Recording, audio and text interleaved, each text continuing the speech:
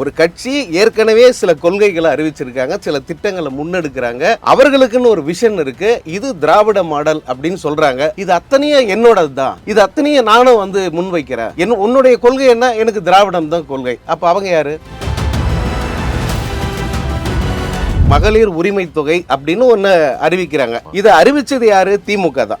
நடைமுறைப்படுத்தி கொடுத்துக்கிட்டே இருக்காங்க. அவர்களுக்கு எதிர்முகாமில் இருக்கிறவங்க அவங்களும் நாங்களும் இதை கொடுப்போம் அப்படின்னு போன தேர்தலே சொல்லிட்டாங்க. சோ இது ஒரிஜினலா இந்த ரெண்டு பேரும் முன் வச்ச ஒரு திட்டம். இது நீ என்ன சொன்ன? இந்த 5 வருஷமா என்ன பண்ணிட்டு இருந்த? இது ஒரு மோசடி திட்டம், இது தேவையில்லை. யாருக்கு வேணும் உங்க காசு? இந்த 1000 ரூபாய் பிச்சை காசு, இது யாருக்கு வேணும்? நாங்க வந்தா இதை தூக்கி போட்டுருவோம். இதெல்லாம் சொன்னது யாரு? அவங்களுடைய திட்டங்களுக்கு புதுசா பெயிண்ட் அடிச்சு இது என்னோடது அப்படின்னு சொன்னா இது எப்படி ஏத்துக்க முடியும்? இது எவ்வளவு மோசடியான ஒரு அரசியல். அந்த விவாகரத்து வழக்கில் அவங்க குறிப்பிட்டிருக்கிற காரணங்கள் எல்லாம் எல்லாருக்குமே அதிர்ச்சியா இருக்கு. யாருமே விஜயை இந்த கோணத்துல பார்க்கல. சொந்த மனைவி, கட்டிய மனைவி, 2 குழந்தை பெத்து கொடுத்த ஒரு தாய், 25 ஆண்டுகள் ஒன்னா கொடுத்து நடத்தினா அவங்க சொல்ற 1/4 நூற்றாண்டு காலங்க அவங்க சொல்றாங்க என் கணவர் ஒரு மனநோயாளின்னு சொல்லியிருக்காங்க. அவ்வளோலாம் ஹர்ட் ஆகுதுங்க, அதெல்லாம் வருத்தலாம் கிடையாது. நீங்க கவலைப்படுற அளவுக்கு அதெல்லாம் ஒர்த்து இல்ல. எது ஒர்த்து இல்ல? மனைவி ஒர்த்து இல்லையா? மகன் மகள் ஒர்த்து இல்லையா? இந்த உறவு ஒர்த்து இல்லையா? அவ்வளோலாம் ஹர்ட் ஆகுதுங்க, அதெல்லாம் வருத்தலாம் கிடையாது. இதெல்லாம் அந்த பெண்களை எவ்வளோ அவமானப்படுத்துகிற ஒரு விஷயம். அதுவும் மகளிர் தின விழா கொண்டாடிக்கிட்டே கட்டிய மனைவி போட்ட வழக்கு, அவங்க முன்வைக்கிற பிரச்சனை ஒர்த்து இல்லை அப்படின்னு சொல்றது ஒட்டுமொத்த பெண்களை அவமானப்படுத்துகிற மாதிரி தான் எல்லாரும் பார்ப்பாங்க.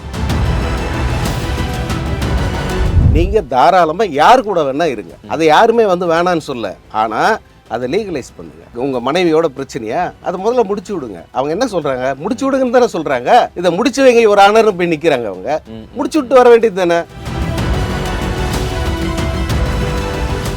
இப்போது புதிய அறிமுகம் ஆச்சி ஹோட்டல் சாம்பார் 50 கிராம் ரூபாய் 20 மட்டுமே. நம்ம கூட மூத்த பத்திரிகையாளர் சங்கர் அவர்கள் இருக்காங்க. சார் வணக்கம். வணக்கம். எப்படி இருக்கிறீங்க? நல்லா இருக்கு. ஓகே சார், உங்கள்கிட்ட பேசுறதுக்கு நிறைய விஷயங்கள் இருக்கு. அதுல முழுக்க ஆரம்பத்தில் ஃபர்ஸ்ட் ஸ்டார்ட் பண்றது, இப்போ தாவேகா தலைவருடைய விஜய் அவர்கள், அவர் நீங்க சினிமா பத்திரிகையாளர் இருந்திருக்கீங்க, பொலிட்டிக்கல் சார்ந்திருக்கீங்க. இப்போ அவர் அரசியலை எந்த அளவுக்கு ஹேண்டில் பண்றாருன்னு நினைக்கிறீங்க? அரசியலை எப்படியெல்லாம் ஹேண்டில் பண்ணக்கூடாதோ, ஒரு அரசியல் கட்சி தலைவராக அறிமுகமாகி அந்த மாநிலத்துக்குரிய அரசியலை எப்படியெல்லாம் பண்ணக்கூடாதோ அப்படியெல்லாம் அவர் பண்ணுறாரு. அதில் ஏதாவது குறிப்பிட்டு சொல்லாம ஏன் அப்படின்னு? ஏன்னா நீங்கள் இவ்வளோ எதுவுமே அப்படின்றதுனால கேட்குறேன். இல்லை, இது நான் அவர் மீது எந்த ஒரு காழ்ப்புணர்ச்சியிலும் இந்த குற்றச்சாட்டை வைக்கல. ஓகே. முதல்ல கட்சி தொடங்குறாரு, ஒரு பாப்புலாரிட்டி இருக்கு, அவருக்குன்னு ஒரு பெரிய ஃபேன் பேஸ் இருக்கு. இதெல்லாம் வச்சுட்டு இந்த இண்டிவிஜுவலாக அவருக்குன்னு ஏதாவது ஒரு தனித்த அடையாளத்தோட அல்லது தனித்த கொள்கைகளோட கோட்பாடுகளோட உள்ள வர்றாருன்னா அது செய்யல அவர். ஓகே. அவருடைய நோக்கம் என்னன்னா, ஏற்கனவே இருக்கிறவங்களோட ஐடியாலஜி இருக்கு இல்லையா, அதெல்லாம் எனது, இதெல்லாம் என்னுடைய ஐடியாலஜி தான். நீங்கள் என்னென்ன சட்டை வச்சுருக்கீங்க, நீங்கள் என்னென்ன கலரில் சட்டை வச்சுருக்கீங்க, நீங்கள் உங்கள் வீட்டில் என்னென்ன நடைமுறையை ஃபாலோ பண்ணுறீங்களோ அதெல்லாம் என்னோடது. இதுக்கெல்லாம் ஒரிஜினலாக நான் தான் சொந்தக்காரன், நீங்கள் எல்லாம் கிடையாது. உங்களுக்கு எனக்கு தான் போட்டியே. எது ஒரிஜினலாக இதெல்லாம் வச்சுருக்குது நீங்கள். ஆனால் இது எல்லாத்தையும் திருடி காப்பி அடித்து நான் ஒரு வேலை பண்ணுறேன், ஆனால் நான் தான் ஒரிஜினலு, அல்லது எனக்கு உங்களுக்கு தான் போட்டின்னா உங்களுக்கு என்ன உணர்வு வரும்? ஆமாம், ஒரு மாதிரி தோணும், என்னடா அவங்க அப்படி சொல்கிறாங்க. ஏன்னா நம்ம ஆகாயத்துலேருந்து குதிச்சிடல, வேற ஒரு கண்ட்ரிலேருந்து வந்துடல. இந்த தமிழ்நாட்டில் கிட்டத்தட்ட 4 தசாப்தங்களாக இங்கே இருக்கிற அரசியலை நம்ம பார்த்துக்கிட்டு இருக்கோம். யாருக்கும் போட்டி, எப்படிப்பட்ட அரசியல் முன்னெடுக்கிறாங்க, இங்கே எப்படி ஒரு இருதுருவ அரசியல் நடந்துக்கிட்டு இருக்கு, தேசிய கட்சிகளுடைய நிலைமை என்ன, புதுசாக கட்சி ஆரம்பித்து வராங்களே அவங்க என்னம்மா எப்படி இருந்து காணாமல் போகிறாங்க, இது எல்லாத்தையும் நம்ம பார்க்குறோம். இப்படி பார்த்துக்கிட்டு இருக்கிற நம்மக்கிட்டேயே இவ்வளோ தூரத்துக்கு நீங்கள் அல்வா கொடுக்குறீங்கன்னா இதை எப்படி நம்ம ஏற்றுக்க முடியும்? இது எப்படி சரியான அரசியல்னு நீங்கள் சொல்ல முடியும்? முதல்ல இது சரியான அரசியலா? நீங்க யாருக்காக இப்ப அரசியல் பண்ண வந்திருக்கீங்க? ஒரு கட்சி ஏற்கனவே சில கொள்கைகளை அறிவிச்சிருக்காங்க, சில திட்டங்களை முன்னெடுக்கிறாங்க, அவர்களுக்குன்னு ஒரு விஷன் இருக்கு, இது திராவிட மாடல் அப்படின்னு சொல்றாங்க. நீங்க whether you accepted R not அது வேற விஷயம். ஆனா இதுதான் எங்களுடைய பாணி, இதுதான் எங்களுடைய ரூட்னு சொல்லிட்டு அவங்க ஒரு திட்டங்களை முன்னெடுத்துட்டு போறாங்க. இது அத்தனையும் என்னோடது தான், இது அத்தனையும் நானும் முன்வைக்கிறேன். உன்னுடைய கொள்கை என்ன? எனக்கு திராவிடம் தான் கொள்கை. அப்ப அவங்க யாரு? அவங்களும் திராவிடம். உன்னுடைய கொள்கை என்ன? உன்னுடைய கொள்கை தலைவர்கள் யாரு? பெரியார், அண்ணா, அம்பேத்கர், அப்புறம் இப்ப கலைஞர் வரைக்கும் வந்தாச்சு, ஜெயலலிதா வரைக்கும் வந்தாச்சு. அப்ப இவங்கெல்லாம் யாரு? ஆப்போசிட்ல பண்ற அரசியல் பண்றாங்க அவங்கெல்லாம் யாரு? ஆனா நம்ம தமிழ்நாட்டையும் திராவிடத்தையும் பிரிக்க முடியாதுன்னு சொல்லுவாங்க. அதனாலதான் அவர் வந்து திராவிடத்தையும் சரி, திராவிடம் ஓகே, திராவிடம் என்பது தமிழ்நாட்டில் இருக்க அத்தனை பேருக்கும் பொதுவான ஒரு கருத்தியலாவே வச்சுக்கோங்க. அது ஏத்துக்காத எவ்வளவு பேர் இருக்காங்க. அப்படியே வச்சுக்கிட்டாலும் இந்த திராவிடத்துல நீ உனக்குன்னு ஒரு தனித்த அடையாளத்தோட எது முன்வைக்கிற? ஓகே, அதுல என்ன மாதிரி அடையாளம்? இந்த இப்போ இவங்க வந்து மகளிர் உரிமை தொகை அப்படின்னு ஒண்ணு அறிவிக்கிறாங்க. ஆமா, இதை அறிவிச்சது யாரு? திமுக தான். ஆமா, அறிவிச்சு அதை நடைமுறைப்படுத்தி கொடுத்துக்கிட்டே இருக்காங்க. இப்போ நாங்க திரும்ப ஆட்சிக்கு வரும்போது 2000 ரூபாய் ஏத்திடுறோம்னு சொல்லிட்டாங்க. அவர்களுக்கு எதிர் முகாமில் இருக்கிறவங்க அவங்களும் வந்து நாங்களும் இதை கொடுப்போம் அப்படின்னு போன தேர்தலையே சொல்லிட்டாங்க. சோ இது ஒரிஜினலா இந்த 2 பேரும் முன் வச்ச ஒரு திட்டம் இது. நீ என்ன சொன்ன? இந்த 5 வருஷமா என்ன பண்ணிட்டு இருந்த? இது வந்து ஒரு மோசடி திட்டம், இது தேவையில்லை. யாருக்கு வேணும் உங்க காசு? இந்த 1000 ரூபாய் வந்து பிச்சை காசு, இது யாருக்கு வேணும்? நாங்க வந்தா இதை வந்து தூக்கி போட்டுருவோம். எங்க அம்மா வந்து ஸ்டாலின் கொடுத்த 5000 ரூபாய் வாங்கினாங்க, அதை கழுத்தை முறிச்சு போட்டு வந்துட்டேன் அப்படின்னு ஒரு பையன் பேசினான். நீ பார்த்துரு, வேலூர் கூட்டத்தை அப்ப பேசினான். இலவச பெட்டிகள், இந்த வண்ண தொலைக்காட்சி பெட்டிகள் எதுக்கு தூக்கி போட்டு ஓட? இந்த ஓசி பஸ் அந்த பயணம் எதுக்கு? தேவையில்லை. இதெல்லாம் சொன்னது யாரு? இதை ஊக்குவிச்சது யாரு? சொன்னது தற்கூரி பசங்களா இருந்தா கூட இதை ஊக்குவிச்சது யாரு? ஒரு கட்சி தலைவரா? டேய் இதெல்லாம் தப்புடா, இதெல்லாம் செய்யாதீங்க, இது மக்களுக்கான உரிமைடா, இது மக்களை அசிங்கப்படுத்தாதீங்க அப்படின்னா குறைஞ்சபட்சம் சொல்லியிருக்கணும்ல. ஒருவேளை அது நல்லதுன்னு சொல்லி எடுத்திருக்கிறாரோ? இல்ல, நீங்க தானே அதெல்லாம் ஊக்கப்படுத்துனீங்க. பண்ணுங்கப்பா, இதெல்லாம் இந்த அரசுக்கு எதிராக நீ என்னென்ன பண்ற எல்லாம் பண்ணு பண்ணு பண்ணுன்னு ஊக்கப்படுத்திட்டு இப்ப நீ என்ன பண்ற? அவங்களுடைய திட்டங்களுக்கு புதுசா பெயிண்ட் அடிச்சு இது என்னோடது அப்படின்னு சொன்னா இதை எப்படி ஏத்துக்க முடியும்? இது எவ்வளவு மோசடியான ஒரு அரசியல்.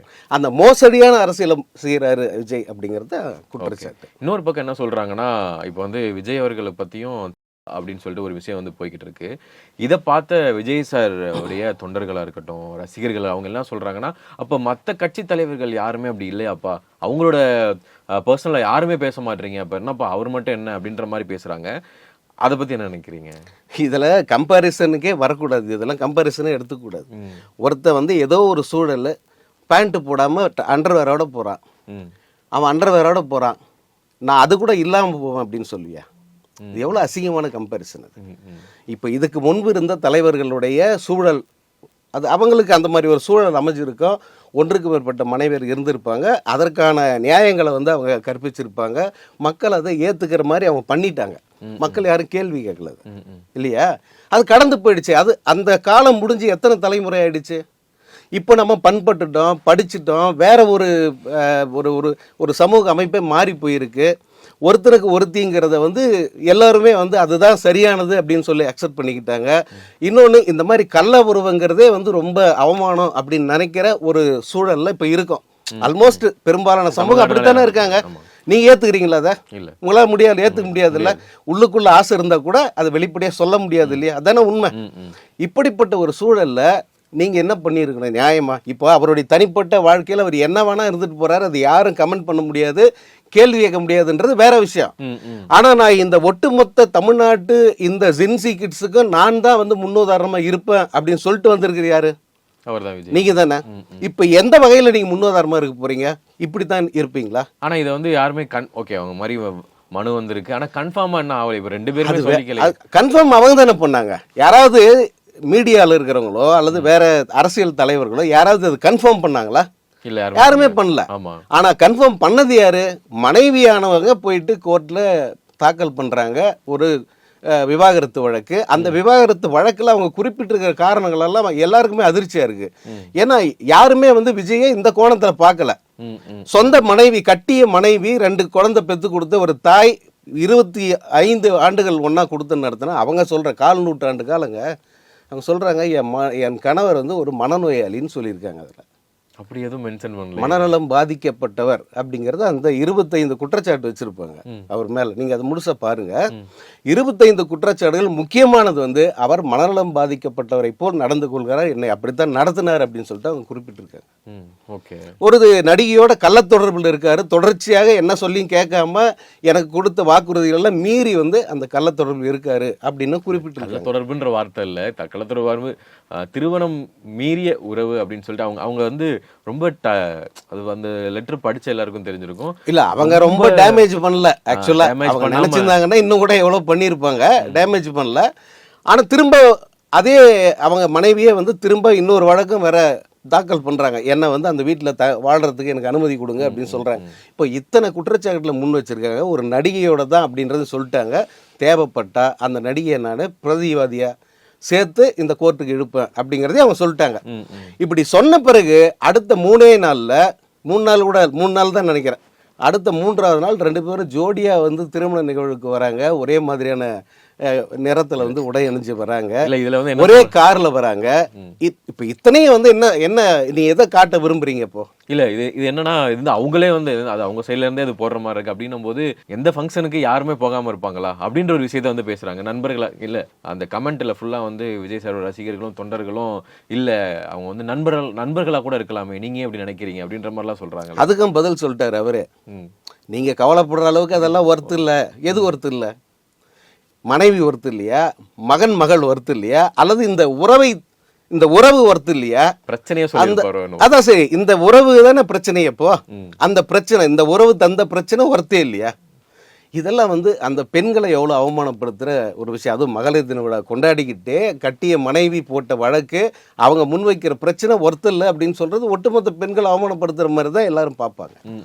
அதாவது இது யாரும் தனிப்பட்ட ஒரு நபர் இதை முன்வைக்கல, ஒட்டுமொத்தமாக இப்படி ஒரு பார்வை இருக்கு இல்லையா? நம்ம இது ஆரம்பத்துலேருந்தே விஜய்க்கு சொன்ன அட்வைஸ் என்னன்னா, ஒரு மீடியாக்காரனா நான் பல இடங்களில் இதை நான் பேசியிருக்கேன், நீங்கள் தாராளமாக யார் கூட வேணா இருங்க, அதை யாருமே வந்து வேணான்னு சொல்ல, ஆனால் அதை லீகலைஸ் பண்ணுங்க. இப்போ உங்கள் மனைவியோட பிரச்சனையா அதை முதல்ல முடிச்சு விடுங்க. அவங்க என்ன சொல்கிறாங்க, முடிச்சு விடுங்கன்னு தானே சொல்கிறாங்க. இதை முடிச்சு வைங்க ஒரு ஆனரும் போய் நிற்கிறாங்க. அவங்க முடிச்சு விட்டு வர வேண்டியது தானே. அவங்க ஜீவனாம்சம் கேட்குறாங்க, அல்லது அது பெரிய தொகையாக இருக்கும், அதை கொடுக்கறதுக்கு இவருக்கு சம்மதம் இல்லை. இப்படி எல்லாம் ஏன் கதைகள் வருதுன்னா, நீங்கள் அதை இன்னும் முடிக்காமல் வச்சுக்கிறது தான். இப்போ நீங்கள் ஒர்த் இல்லைன்னு சொன்ன பிறகு அது எந்த அளவுக்கு கசந்த உறவுன்னு எல்லாருக்கும் தெரிஞ்சு போச்சு இல்லையா? இந்த உறவை வந்து நீங்கள் லீகலைஸ் பண்ணிக்கங்க. அதை நீங்கள் கல்யாணம் பண்ணணும் அல்லது வெளிப்படையை அதை காட்டணும்னு கூட அவசியம் இல்லை. இந்த உறவுக்கு நீங்கள் ஒரு முற்றுப்புள்ளி வச்சா ஆட்டோமேட்டிக்காக நீங்கள் யார் கூட வேணால் எப்படி வேணால் இருந்துட்டு போகலாம், யாருமே கேட்க மாட்டாங்க. ஏன்னா சுப்ரீம் கோர்ட்டோட தீர்ப்பு என்னன்னா, அந்த வயது வந்த ஒரு ஆண் பெண் இவங்க 2 பேரும் ஒத்த மனதோட அவங்க எப்படி இருந்தாலும் யாரும் கேள்வி கேட்க முடியாதுன்னு சொல்லிட்டாங்க. யாருமே கேள்வி கேட்க மாட்டாங்க. பத்திரிகையாளருக்கு வந்து ஏர்போர்ட்ல வந்து கேட்டிருக்காங்க திரிஷா அவர்கள்ட்ட என்ன அப்படின்னு சொல்லிட்டு, அவங்க எதுவுமே பதில் சொல்லாம போயிருக்காங்க. அதுக்கு என்ன அவங்க ஏதாவது சொல்லியிருக்கலாமா? என்ன சொல்லியிருக்கலாமே அவங்க? ஏன்னா யார் வாயை திறந்தாலும் உடனே போஸ்ட் ஒரு ட்வீட் போடுறாங்க, லீகல் நோட்டீஸ் அனுப்புறாங்க. பொதுவெளியில 10 பத்திரிகையாளர் இருக்கும்போது கேட்கும்போது அங்கே ஒரு விளக்கத்தை சொல்லிட்டா இன்னும் கூட கிளியர் ஆகிடும்ல. இப்போ இவ்வளோ தூரத்துக்கு வந்து ஒரு ஃபாக் ஓடிக்கிட்டு இருக்கு, இதை கிளியர் பண்ண மாதிரி இருக்குமே, அதுக்கும் வந்து அவங்க தயாராக இல்லை. ஒரு வகையில் அவங்க இதை என்கரேஜ் பண்ணுறாங்களோ அப்படின்னு தான் எல்லாருக்கும் அப்படி தானே தோணும், அப்படி தானே எல்லாரும் பேசுகிறாங்க. அதற்கு உரமூட்டுவது யாருன்னா இந்த 2 பேருமே தான், விஜயும் திரிஷாவும். அதுவும் இல்லாமல் இப்போ ரீசெண்டாக ஒரு அறிக்கை வந்திருக்கு, தொண்டர்களுக்கும் எங்கேயும் வந்து நீங்கள் பொது இடத்துல பேசாதீங்க, இன்டர்வியூ கொடுக்குறீங்க அப்படின்னு சொல்லியிருக்காங்க. இன்னும் வந்து இப்போவே வந்து விஜய் அவர்களே வந்து நிறைய ப்ரெஸ் மீட் பேசுறது இல்லை அப்படின்ற மாதிரி மிகப்பெரிய ஒரு விஷயத்தை பற்றி பேசியிருக்காங்க. அதை பற்றி என்ன நினைக்கிறீங்க? அவர் ப்ரெஸ் மீட்டே பேசுறது இல்லையா இதுவரை? எனக்கு தெரிஞ்சு வந்து ஒரு சினிமா பத்திரிகைக்காரனா அவருடைய ப்ரெஸ் மீட் நான் அட்டன் பண்ணியிருக்கேன். அதெல்லாம் வந்து கிட்டத்தட்ட கடைசியாக அவர் வச்ச ப்ரெஸ் மீட்டு போக்கிரி, அந்த போக்கிரி படத்துக்காக ஒரு சக்ஸஸ் மீட் வச்சாங்க, அவ்வளோதான். அதன் பிறகு வந்து அவர் ப்ரெஸ்ஸே அவர் பார்த்ததே இல்லை. தனிப்பட்ட முறையில் பார்த்துப்பார் அப்படின்னு சொல்லிட்டு தகவல் வரும். விஜய் வந்து அவருடைய வீட்டில் குறிப்பிட்ட சில பத்திரிகைக்காரங்க அவருக்கு ரொம்ப வேண்டப்பட்டவங்க அவங்கள மட்டும் கூப்பிட்டு உட்கார வச்சு விபசாரம் எல்லாம் பண்ணி பிரியாணி போட்டு அவங்ககிட்ட பேசி அனுப்புவார் அப்படின்னு தகவல் வரும். ஆனால் பப்ளிக்காக ப்ரெஸ் அவர் மீட் பண்ணதே இல்லை. இப்போ இவங்க கட்சியிலேருந்து யாருமே வந்து பொது வெளியில் பேசக்கூடாது, குறிப்பாக வந்து மீடியா மீட்டு அல்லது இந்த மாதிரி டிபேட்ஸு இது எதுலையுமே பேசக்கூடாது, யூடியூப் சேனல் பேட்டி கொடுக்கக்கூடாதுங்கிற அளவுக்கு இப்போ ஒரு கட்டுப்பாடு வச்சுருக்காங்க இல்லையா? இப்போ கேட்டிங்கல்ல, எதனால் அதுன்னா அரசியலும் தெரியாது, அந்த புரிதலும் இருக்காது, எதிரில் கேள்வி கேட்குறாங்களா அவங்களுக்கு பொறுப்பாக பதில் சொல்லவும் தெரியாது. இதுதான் வந்து அவங்க எல்லா இடத்துலையும் எக்ஸ்போஸ் ஆகுறாங்க அந்த பசங்க. அது மிகப்பெரிய கேலி பொருளாக மாறுறாங்க. பெரிய அளவுக்கு இந்த கட்சியை வந்து எல்லாருமே ட்ரோல் பண்ணுற மாதிரி ஒரு சூழ்நிலை வந்துருச்சு. அதனால் வந்து டேமேஜ் கண்ட்ரோல் மாதிரி நீங்கள் தயவு செஞ்சு நீங்கள் போய் கெடுத்துடாதீங்க, இதை இன்னும் இருக்கிற டேமேஜை வந்து அதிகப்படுத்திடாதீங்க, நீங்க போகாதீங்க அப்படின்னு நிப்பாட்டிக்கிறாங்க. இப்போது புதிய அறிமுகம் ஆச்சி ஹோட்டல் சாம்பார் 50 கிராம் ரூபாய் 20 மட்டுமே.